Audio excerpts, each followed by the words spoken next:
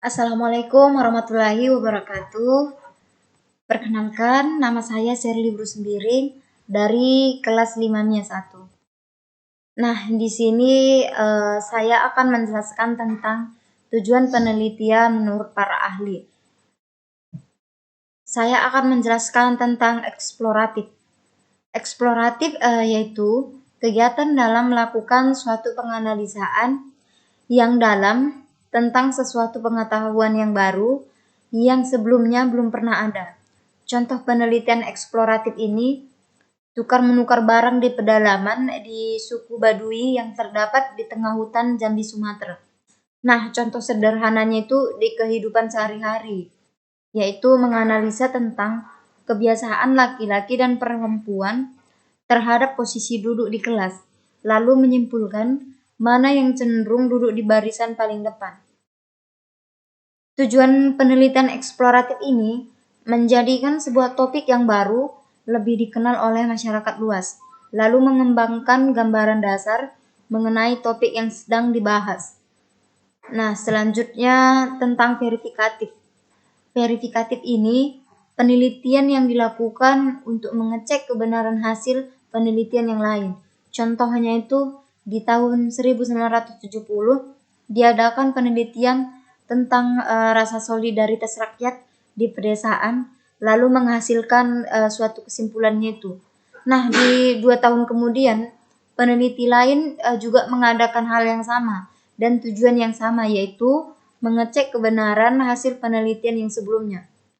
Tujuan verifikatif ini yaitu untuk mengetahui atau menguji dan membuktikan kebenaran dari pengetahuan yang telah ada di sebelumnya. Misalnya itu penelitian untuk menguji teori konflik. Nah, selanjutnya itu pengembangan. Pengembangan menurut para ahli. Yang pertama menurut Brock and Gale, yaitu pendidikan adalah suatu proses yang digunakan untuk mengembangkan dan memvalidasi produk pendidikan. Luaran atau hasil dari penelitian pengembangan tidak hanya mengembangkan produk yang sudah ada, tapi juga menemukan pengetahuan atau jawaban atas persoalan atau permasalahan yang praktis.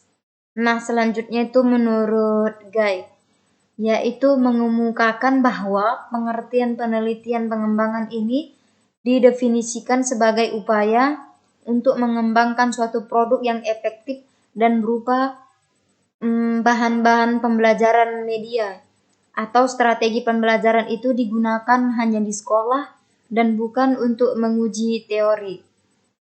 Nah, selanjutnya menurut Van de Ecker dan Vlam menjelaskan bahwa ada 2 dasar tujuan penelitian pengembangan, yaitu pengembangan model dan yang kedua itu penyusunan saran-saran metodologi, yaitu untuk perancangan dan evaluasi model atau produk.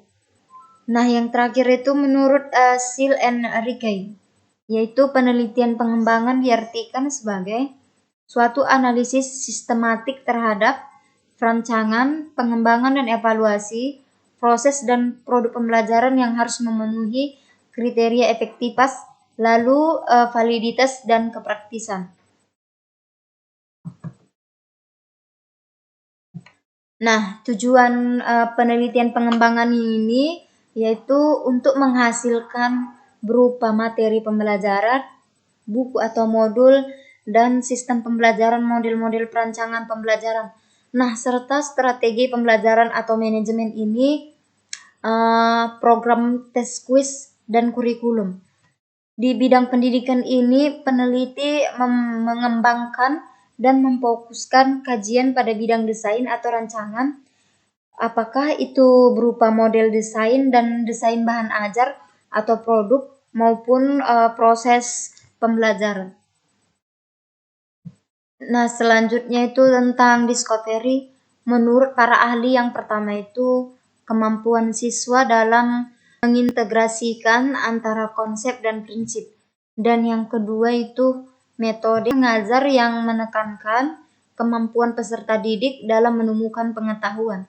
Nah, tujuan discovery ini melatih peserta didik untuk berpikir secara sistematis dan ilmiah dalam menyelesaikan suatu permasalahan yang terkait materi, serta meningkatkan pola berpikir kritis bagi peserta didik, melatih didik dalam menyusun strategi untuk meningkatkan pemahaman mereka terkait materi yang sedang diajarkan. Contohnya itu siswa yang belajar di sekolah.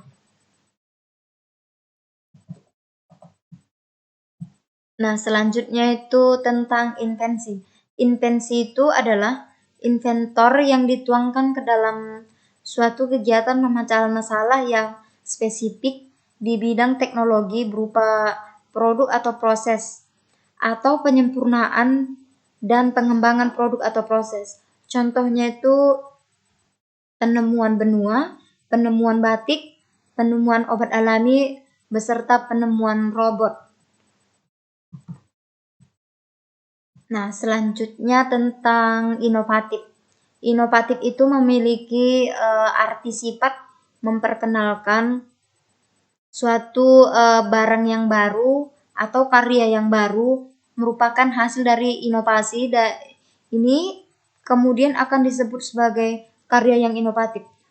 Contoh inovatif itu yaitu inovasi pada produk yang dapat memanfaatkan sinar matahari sebagai pengganti listrik. Salah satu tujuannya itu melakukan atau menciptakan sesuatu yang berbeda dari para kompetitor di bidang yang sama. Jika ingin berinovasi pada produk, maka kembangkan produk itu hingga memiliki keunggulan atau spesifikasi khusus yang tidak ada di pasaran. Nah, sekian penjelasan dari saya, di mana tutur kata saya kurang jelas atau kurang menarik, mohon dimaafkan. Sekian dan terima kasih.